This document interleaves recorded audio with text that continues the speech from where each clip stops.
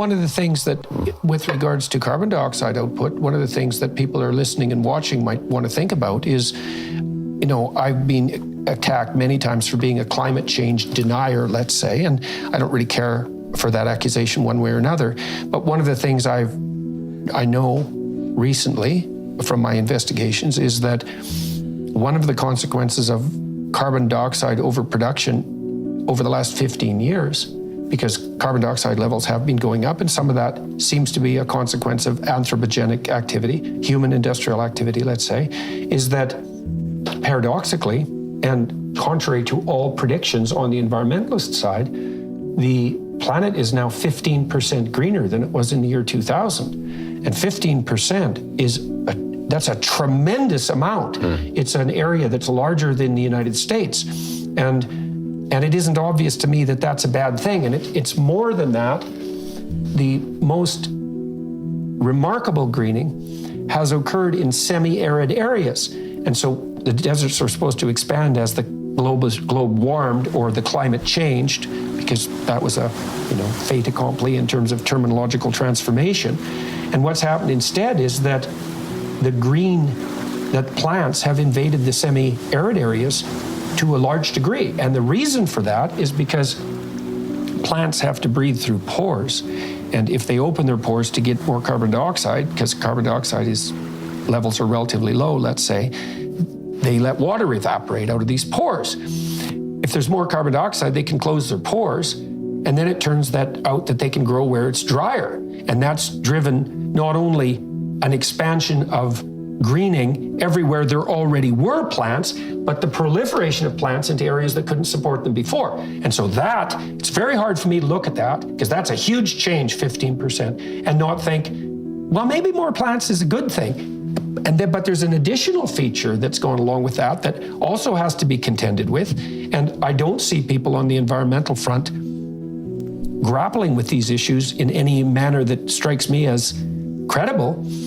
Not only has the total biomass of plants increased tremendously, 15%, but crop yields have gone up, because it turns out that carbon dioxide is a pretty damn good fertilizer. So instead of having less food because of climate change forced by carbon dioxide, we actually have more food, and we have more food with less fertilizer.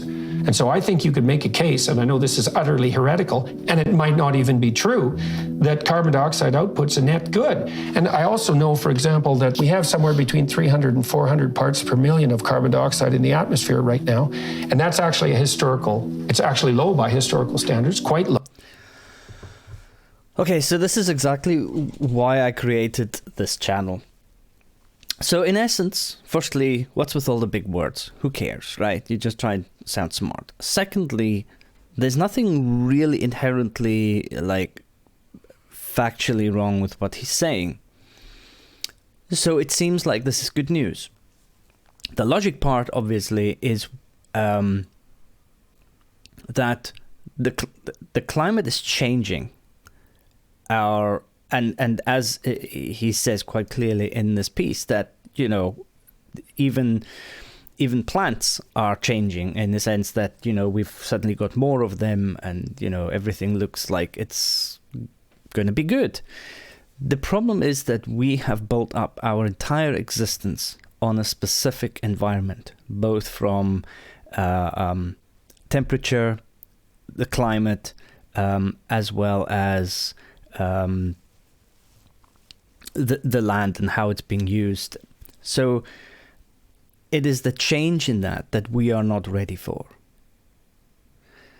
Okay, so climate change, we can't necessarily say if it's going to be good or bad. Most likely it's going to be bad. That's what the scientists say, and not Jordan Peterson is not a climate scientist. When he says he did some, in his investigations, he found that X, Y, and Z, he's not a climate scientist. So I can only assume in his Googling of facts, he saw this. So that's the one thing. The whole problem with climate change is that it's changing, and that we, as a human species and everything that lives with us in this biosphere, has kind of made its home in this. Now, one argument would be, yeah, well, things have changed in the past, and, yeah, they have, but they have changed over a long period of time, giving all the animals and humans at the time that slow change that they can adapt to.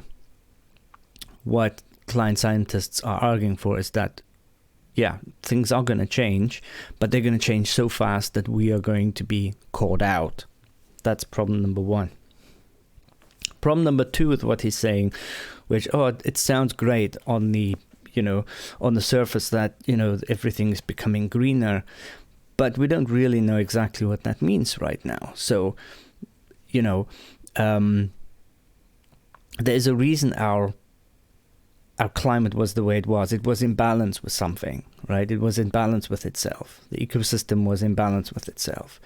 So that if that's changing, fine, there might be certain places which go greener, but there might be other places which become deserts. So it's always tit for tat. The universe is always in balance. So if something goes well there, then something else is most likely going to go bad on the other side. The other thing that is not even remotely kind of addressed here is that ecosystems are like little places that interact with one another. So if suddenly something becomes, so let's say there's a specific species of, I don't know, lizard that lives in a desert which has suddenly become greener, that lizard might die off. There are consequences to this. Okay, the problem with climate change is that it's changing. That is the whole issue here. That is what the problem will be. The other thing that is not even remotely addressed in this is that carbon dioxide, it's not just carbon dioxide that is a problem with the way that we consume and the way that we burn fossil fuels. It is also particulates in the atmosphere, carcinogenics, smog, pollution, etc., which causes a lot more death. There was a really good video made by Sabine Hofstetter about the safest way to produce electricity or power. And obviously things like hydro and stuff like that come into play, and wind. But actually the cleanest and the safest, that has killed the least amount of humans since its existence, is nuclear. Because you can argue, you can think, nuclear is really dangerous. If anything goes wrong, there's this massive swathes of land which can't be accessed for ages, and, you've got radiation everywhere, and, people that were close to it, will get cancer or die or whatever. But actually, considering how many nuclear power plants we have and how long they've been existing, if you compare that to the amount of people that have died in accidents, in respiratory-related diseases from burning coal, and all these other factors, burning coal, burning fossil fuels is extremely lethal to us. It just happens to be very convenient because we've got all this oil and coal that we can use. And we started out with it, so all the infrastructure was built around it. Anyway, the point I'm trying to make is, like, this is one of those classic cases where a comment is made which seems extremely logical, and if you just look at the comments in this video, I mean, they're all like, oh, thanks for telling us the truth, oh, you're the smartest man, and this, that, and the other. But actually, the whole story isn't here. It's just a little soundbite which sounds great. Oh, look, because of all the carbon dioxide, plants love it, so everything's good. Carry on, folks. But actually, you need to delve deeper and understand actually what the real issue is.